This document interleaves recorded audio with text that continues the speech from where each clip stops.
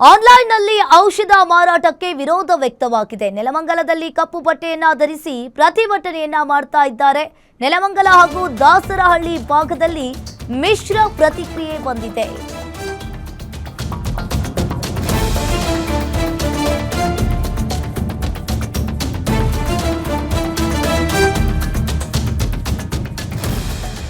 ನೆಲಮಂಗಲದಲ್ಲಿ ಕಪ್ಪು ಬಟ್ಟೆಯನ್ನ ಧರಿಸಿ ಪ್ರತಿಭಟನೆಯನ್ನ ಮಾಡ್ತಾ ಇರುವಂತದ್ದು. ನೆಲಮಂಗಲ ಹಾಗೂ ದಾಸರಹಳ್ಳಿ ಭಾಗದಲ್ಲಿ ಮಿಶ್ರ ಪ್ರತಿಕ್ರಿಯೆ ಉಂಟಾಗಿದೆ. ಇನ್ನು ಮೆಡಿಕಲ್ ಎಮರ್ಜೆನ್ಸಿ ಆತಂಕದಲ್ಲಿದ್ದ ಜನರಿಗೆ ಕೊಂಚ ರಿಲ್ಯಾಕ್ಸ್ ಕೂಡ ಉಂಟಾಗಿರುವಂತದ್ದು. ಮೆಡಿಕಲ್ ಶಾಪ್ ಬಂದ್ ಮಾಡದೆ ಕಪ್ಪು ಬಟ್ಟೆಯನ್ನ ಧರಿಸಿ ಬೆಂಬಲ ವ್ಯಕ್ತವಾಗಿದೆ. ಇನ್ನು ಮೆಡಿಕಲ್ ಮಳಿಗೆಗಳಲ್ಲಿ ಕಪ್ಪು ಬಟ್ಟೆಯನ್ನ ಧರಿಸಿ ನೈತಿಕ ಬೆಂಬಲವನ್ನ ಕೊಟ್ಟಿದ್ದಾರೆ. ಕೆಲ ಮೆಡಿಕಲ್ ಶಾಪ್ಗಳು ಮಾತ್ರ ಕ್ಲೋಸ್ ಆಗಿರುವಂತದ್ದು.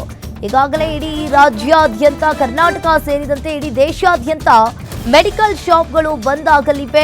ಇನ್ನು ಆನ್ಲೈನ್ ಇ ಫಾರ್ಮಸಿಗಳು ಮತ್ತು ಕ್ಲಿಕ್ ಕಾಮರ್ಸ್ ಆ್ಯಪ್ಗಳ ಮೂಲಕ ಕಾನೂನು ಬಾಹಿರವಾಗಿ ಔಷಧಿ ಮಾರಾಟ ಮಾಡುವುದನ್ನು ವಿರೋಧಿಸಿ ಈಗಾಗಲೇ ಪ್ರತಿಭಟನೆಯನ್ನ ಮಾಡ್ತಾ ಇದ್ದಾರೆ. ಇನ್ನು ಒಂದ್ ಕಡೆ all India organisation of chemistry and druggist ದೇಶಾದ್ಯಂತ ಪ್ರತಿಭಟನೆಗೆ ಈಗಾಗಲೇ ಕರೆ ನೀಡಿರುವಂಥದ್ದು.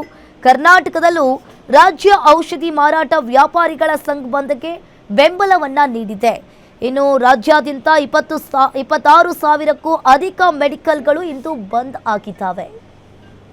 ರಾಷ್ಟ್ರವ್ಯಾಪಿ ಔಷಧಿ ವರ್ತಕರ ಒಂದು ಬಂದ್ಗೆ ನಾವು ನೆಲಮಂಗಲ ತಾಲೂಕು ವತಿಯಿಂದ ಒಂದು ನೈತಿಕ ಬೆಂಬಲವನ್ನು ಕೊಟ್ಟು ನಮ್ಮ ನೈಜ ಬೇಡಿಕೆಗಳನ್ನು ಸರ್ಕಾರಕ್ಕೆ ತಲುಪಿಸೋದಕ್ಕೆ ತಹಸೀಲ್ದಾರ್ ಮುಖಾಂತರ ಮನವಿ ಪತ್ರನ ಕೊಡೋದಕ್ಕೋಸ್ಕರ ಇಲ್ಲಿ ಬಂದಿದ್ದೇವೆ. ನಮ್ಮ ಉದ್ದೇಶ ಆನ್ಲೈನ್ ಫಾರ್ಮಸಿ ವಿರುದ್ಧ ಏನು ಔಷಧಿಗಳು ಸುಲಭವಾಗಿ ಮನೆ ಬಾಗಿಲಿಗೆ ಬರ್ತಾ ಇದೆ, ಅದು ಹೆಚ್ಚು ದುಷ್ಪರಿಣಾಮವನ್ನು ಬೀರ್ತಾ ಇದೆ. ಮಾದಕ ದ್ರವ್ಯಗಳು ಸಮೇತ ಇವತ್ತು ಮನೆ ಬಾಗಿಲಿಗೆ ಬಂದು ಯುವಕರು ವಿಶೇಷವಾಗಿ ದುಶ್ಚಟಕ್ಕೆ ಒಳಗಾಗ್ತಾ ಇದ್ದಾರೆ, ಮದ್ಯ ವ್ಯಸನಿಗಳಾಗ್ತಾ ಇದ್ದಾರೆ. ಸೊ ಅದರಿಂದಾಗಿ ಅದನ್ನು ವಿರೋಧ ಮಾಡಿ, ಅದಕ್ಕೆ ಯಾವುದೇ ಒಂದು ನಿಯಮಗಳಿಲ್ಲ, ಕಾನೂನಿಲ್ಲ, ಅದನ್ನು ವಿರೋಧ ವ್ಯಕ್ತಪಡಿಸೋಕ್ಕೋಸ್ಕರ ರಾಷ್ಟ್ರಾದ್ಯಂತ ಈ ಒಂದು ಬಂದನ್ನು ಕರೆ ಕೊಟ್ಟಿದ್ದಾರೆ.